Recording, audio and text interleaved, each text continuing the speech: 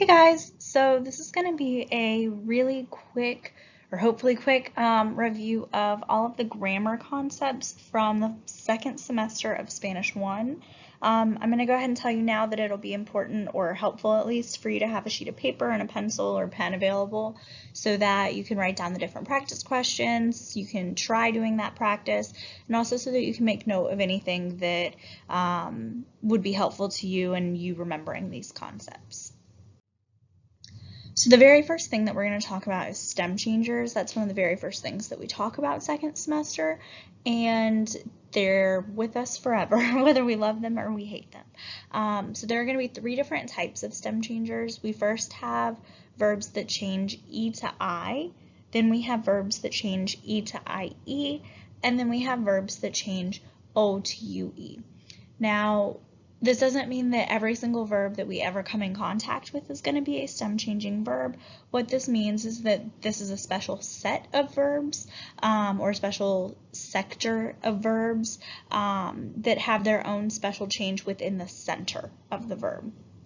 The easiest way to keep track of these is on your vocab lists. It'll be signified by parentheses. So you might have a verb like repetir, and then in parentheses, it's going to have E:I, which signifies that one, that verb is a stem changer, and two, that it changes E to I. AR, ER, and IR verbs can all be stem changers. So you're going to use your traditional AR, ER, IR endings, but with an added step in the center where you have to do that change. It's also important to note that not all verb forms in the present tense are going to stem change, only certain ones do. You'll see here on my charts that I have on the slide for you, I tried to, I made all of the stem changes or lack thereof capital and also underline them for you. The very first verb is dormir, which means to sleep. This one is an IR verb, and then it's an O to UE stem changer. So that means that in the yo form we have duermo, followed by duermes, duerme, dormimos, dormís, duermen. Okay, so you'll notice that the nosotros and the vosotros forms do not stem change at all. Those two keep the O that's in the infinitive form. Moving on to the next chart, we have the verb pedir, which means to order, to request, to ask for. This one is an E to I stem changer, and this one is also an IR verb. So in the yo form, we have pido, pides, pide, pedimos, pedís, piden. Same as with dormir, the nosotros and the vosotros forms do not have a stem change. So we see the change happen only in the yo, tú, él, ella, usted, and ellos, ellas, ustedes. Last verb on the slide is going to be comenzar, which means to begin or to start. This one is an IR verb, and it changes E to IE. So we have comienzo, comienzas, comienza, comenzamos, comenzáis, comienzan. So in class, most of the time what I do when I'm teaching these is I usually draw a little shape, if you will, around the forms of the verb that do stem change. So we have learned to call this a boot, right? So you can think of stem changers. Some teachers may call them boot verbs. It's the same thing. It just means that in the present tense, they only change inside of those boots and not outside. Another thing that's not on this slide that's really important to note is you're going to have certain verbs like I already talked about, repetir, that's R-E-P-E-T-I-R, and it's an E to I stem changer. That very first E in re, you're not going to change that first one. Okay, you cannot change that first vowel. Has to be the second one. Same thing for verbs like preferir. Okay, think of that as being a prefix in the pre and the re. Okay, those parts are not going to change. It's only going to be that second one that's actually in the root or the stem of that verb. Here we've got some practice. So go ahead, take a moment, pause the video so that you can see how you do on working with these stem changers. Welcome back. Número 1 tenemos Julia entiende chino y español. Entiende. Número 2, mis amigos y yo jugamos los deportes en los fines de semana. Jugamos. Número 3, yo repito el vocabulario mucho. Repito. Número 4, vosotros queréis estar de vacaciones. Queréis. Número 5, Ignacio y Eva muestran sus dibujos en la exhibición de arte. Muestran. Next, we're going to talk about our irregular yo verbs. So there are a bunch of different verbs that have special forms only in the yo form. The rest of their forms are going to follow the traditional pattern, which is why they're called irregular yo, because that's the only form where they're special or different or irregular. A lot of these verbs you'll notice, instead of having the O ending, they end up having go or a variation that includes go, which is why a lot of times I will refer to these as yo-go verbs, but there are going to be some that don't follow the go pattern as well. There can also be an added step with these where some may be stem changing and then others may not. So I've got a couple examples on the slide so you can kind of see what I'm talking about. The first example is going to be traer, which means to bring. In the yo form, it becomes traigo, so you can see that we have added an I and then go. It's an irregular form only in the yo, and then everything else is going to follow the traditional ER pattern.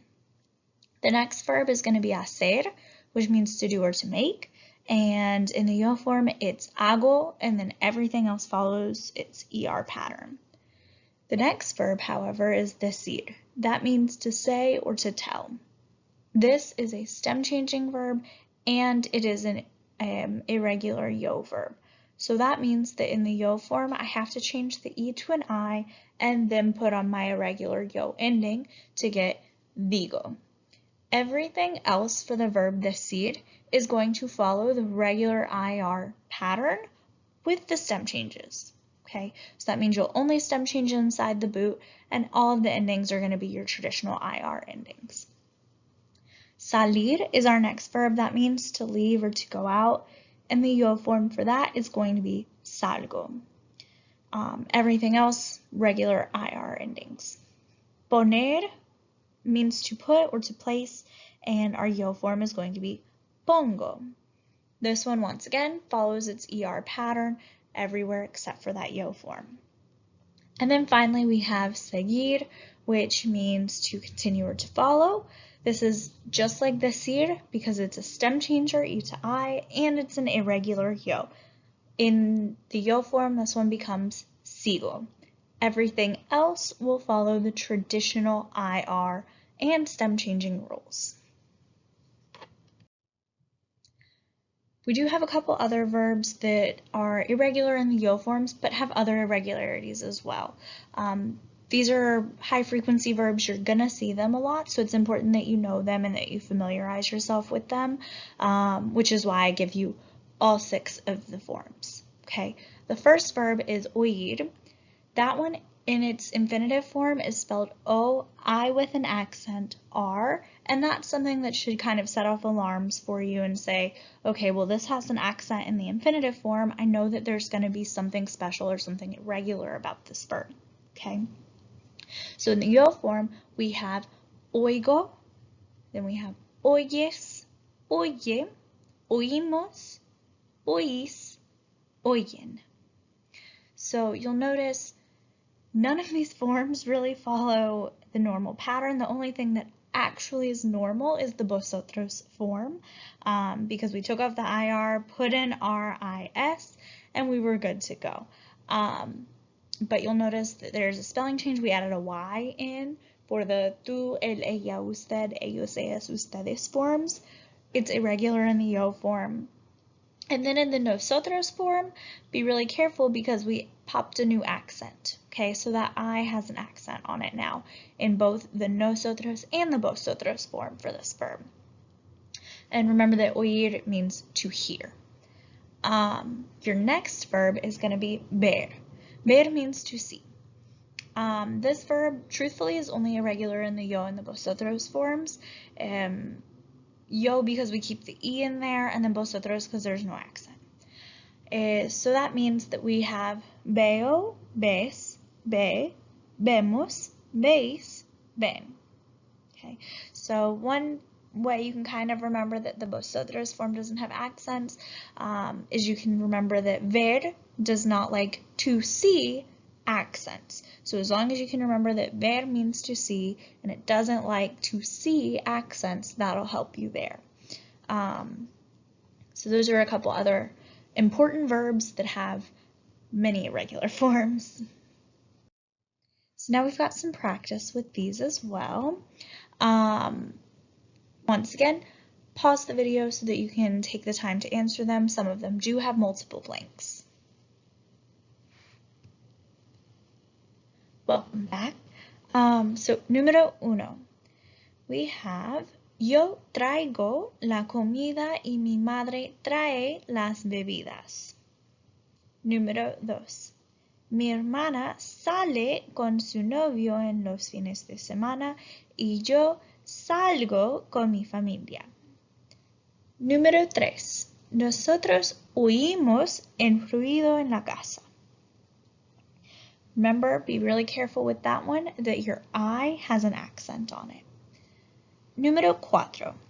Elena y tú veis los partidos de tenis. Número 5. Yo supongo que debo estudiar más. How'd you do? Moving on to the verb ir. So this verb is irregular in all of its forms. It's only 2 letters in the infinitive form, and it means to go. This verb, like I already said, it's irregular, and lucky for us, we don't have to worry about any accent marks with it. Typically when you use this verb, it's going to be used with the prepositional a. Okay, there are a couple of different variations, if you will, with that prepositional a, and they're all listed here on the slide. I'll give you some oral examples of it so that you can at least hear how it sounds, but the important thing is that the verb, so voy, vas, va, vamos, vais, van, is conjugated for the person doing the going, right? The person going. Whereas the prepositional a is linked to the destination. So, for instance, I'm going to use the yo form for all of these, but I could say yo voy a Mexico, right? Mexico is a proper noun, so I only put a in there. I could also say yo voy a estudiar, okay? I use the a because estudiar is a verb. I do not conjugate the verb after voy. Next, for a singular feminine noun or singular feminine location, I could say something like, yo voy a la plaza, right? Plaza is feminine, so I use a la. Siguiente next, I could say, yo voy al gimnasio. Remember that el cannot happen, okay? So it has to become al. So yo voy al gimnasio. Next we have plural feminine, so I could say yo voy a las tiendas. And then for plural masculine, yo voy a los parques. Okay, remembering that our prepositional a has to agree with the destination and that our verb form has to agree with the subject or the people doing that action, okay, or in this case, going. So here, take a moment, pause and see if you can complete any of these. Remember, it's only going to be the form of ir in the blank. You'll notice that the prepositional a has already been provided for you.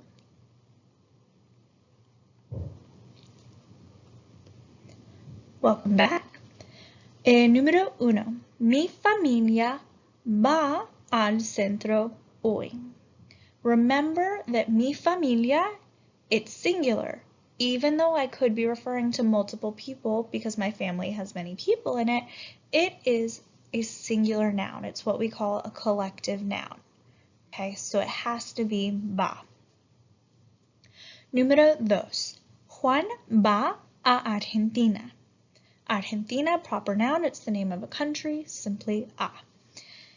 Número 3. Los estudiantes y yo vamos a Madrid. Número 4. Los equipos van a jugar los partidos. Número 5. Vosotros vais a las clases a las 8. Y número 6. Tú vas al parque para correr. Next, we have the present progressive.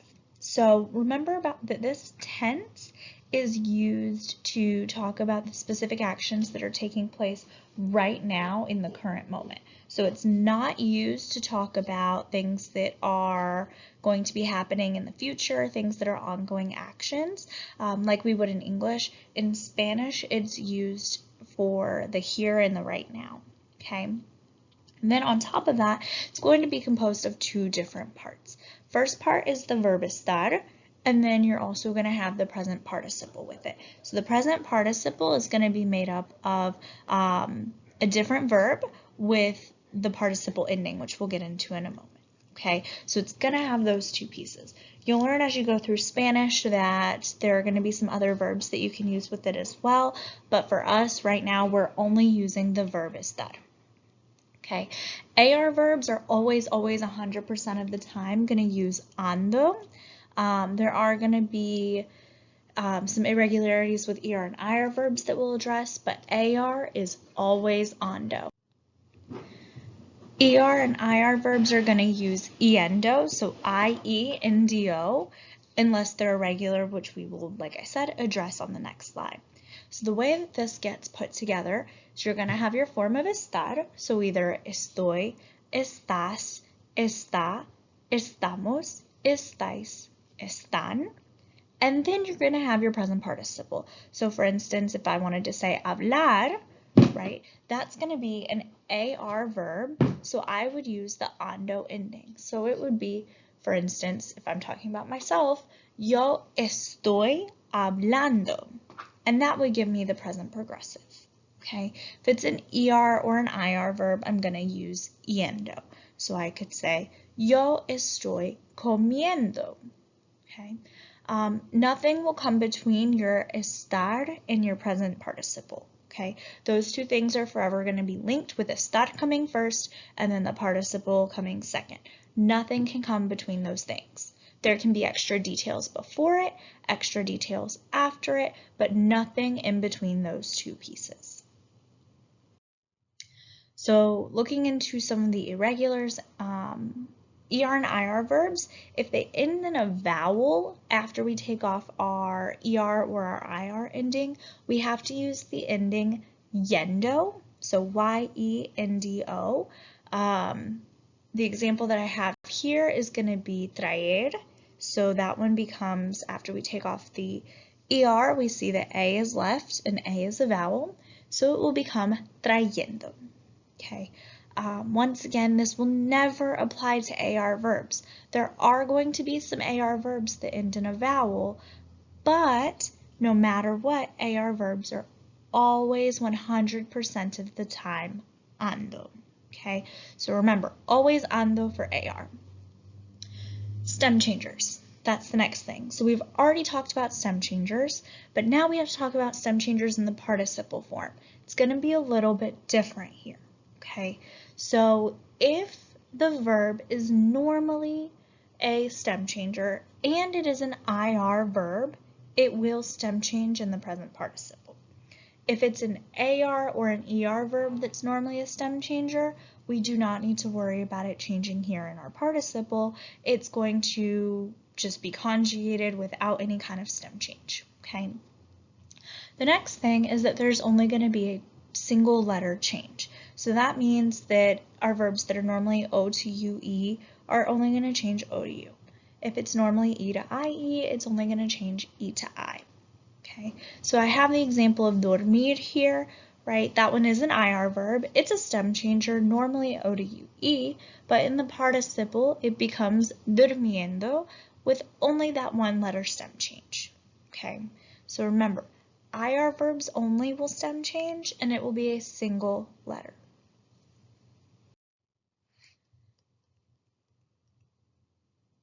So here, take the moment, pause, go through the examples. Welcome back.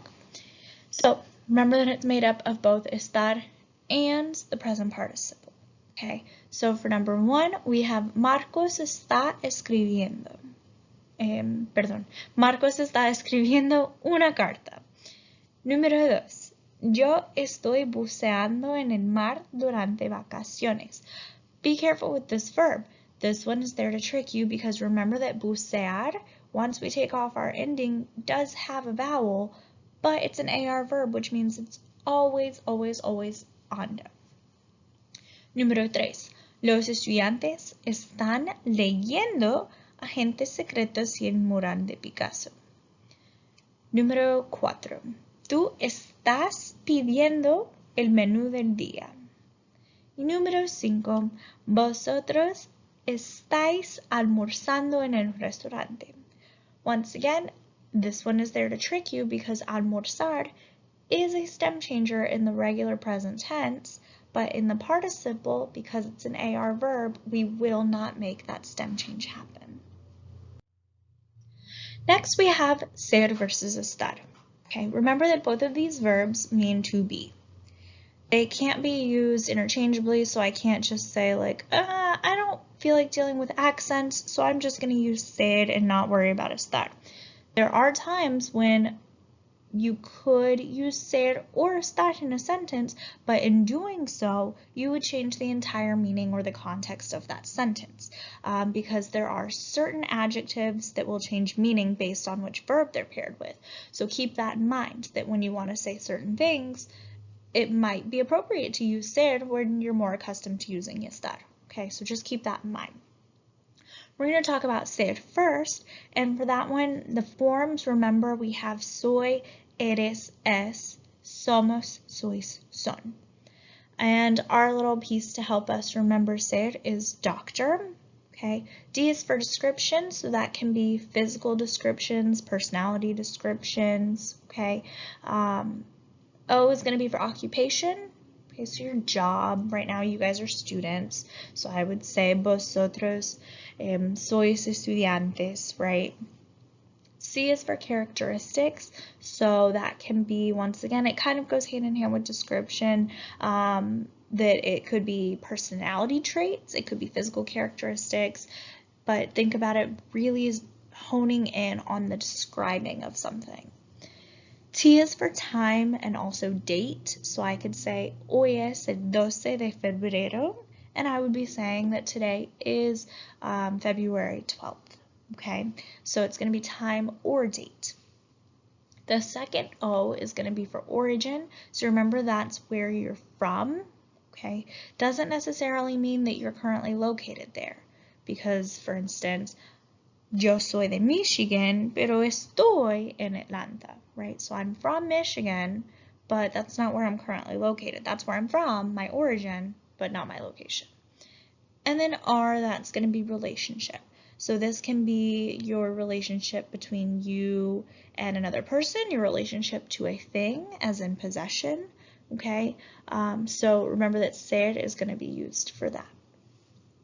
Next, we have estar. So just like we went over with present progressive, we'll go over those forms again.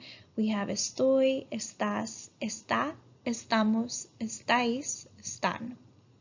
For estar, we have place. Okay, P stands for position, so that can be where something is in relation to something else. So yo estoy cerca de la ventana, so I'm near the window, right? That's going to be my position in relation to something else. Or I could talk about L, location. Okay, yo estoy en la escuela, right? Where I'm currently located. action, that is going to be our present progressive. Okay, so yo estoy hablando, yo estoy enseñando. Okay, we've got our action that's happening right now.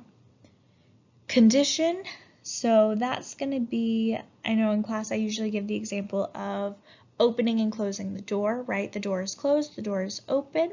The condition of that door is ever changing, if you will. It's not permanent, right? All it takes is me to walk over there, put my hand on it, turn the knob and open it, and then for me to push it to shut it, okay?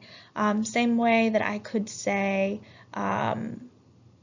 the way that somebody is feeling sometimes, that can be a condition, or the example that's given here, nosotros estamos enfermos, that we are sick, right? That's our condition right now, but maybe in 2 days after some chicken soup and some rest, maybe that means that we'll be feeling better, we're not going to be sick permanently. And then emotion, right? That's going to be something that we often think about, emotion, feelings. You're going to have to use estar with that one as well, okay? Remember too, we have our rhyme. How you feel, where you are, always use the verb estar. So that's going to be something to help you out as well. Also, if you look at your two words, we have doctor and we have place. Place, that's a location, has to be a star. Doctor, it's an occupation, has to be ser, right? So if you can remember O for occupation and ser, and then location and estar, then remembering that they both fall into either doctor or place is going to help you out a lot. So here you've got a couple examples as well. So you have to decide whether it's going to be ser or estar, and then make sure that you put the correct form in the blank. So once again, pause the video and see how you do. Welcome back. Número 1. Nosotros somos de los Estados Unidos. An example of origin. Número 2. Los estudiantes son jóvenes. An example of a description. Número 3. Los alumnos están en la escuela. Location. Número 4. Yo estoy hablando español. Action. Número 5. Ángela es muy guapa. Characteristic or description. 6. Miguel está deprimido. Condition. Número 7. Son las 12. Time. 8. La biblioteca está cerca de la clase. Position, even location, I'd be fine with reasoning either way. Last but not least, we have the concept of gustar. Okay, gustar is not a regular verb. Okay, we don't structure it the same way we do any of our other verbs, but it's a very important building block for us, especially for Spanish 2, because there are other verbs that follow the same kind of structure and pattern. Okay, as far as right now, we are only going to use two forms of gustar. We're going to use gusta and gustan. Okay, then we have to pair it with an indirect object pronoun. So here we're not going to use yo, we're not going to use tú. We cannot do that, it will be wrong, okay? We have to use either me, te, le, nos, os, les, okay? So that's going to be the two parts. Your pronoun is going to go directly in front of your form of gustar, okay? Just like when we were talking about our present progressive, how nothing could come between those two, same thing here. Nothing is going to come between our indirect object pronoun and our form of the verb. You'll see here that I have like a little example for you, and this one is so that I can show you guys a little trick to help make it a little easier for you. So we know that we're always going to have two blanks, one for the indirect object pronoun and one for our form of gustar. Okay, gustar, remember, is going to be used for singular noun and also a verb or verbs. And then gustan is going to be used for a plural noun. My first blank, just like the arrow shows you, is going to move backwards. So it's going to be based off of the information that comes before that blank. Okay, so a Mario. Since Mario is a single person who normally would fall into my él, ella, usted category, right? I'm going to use le. So, a Mario le. Now, for our second blank, we have to look at what comes after that. So you'll see that we have the verb visitar. Well, we know that verbs, no matter what, are always going to be used with gusta. So our whole answer would be, a Mario le gusta visitar Puerto Rico.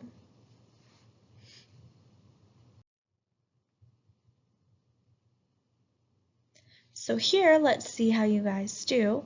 So take a moment and pause the video.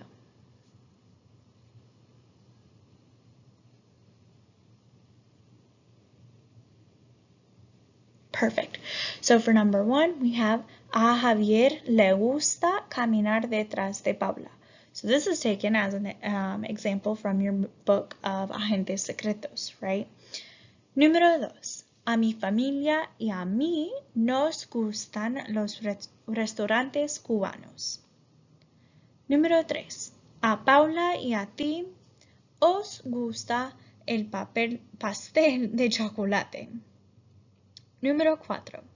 A mí me gustan los museos y arte. Número 5. A vosotros os gusta jugar deportes. Y número 6. A Natalia y a Raúl les gusta el parque en los fines de semana.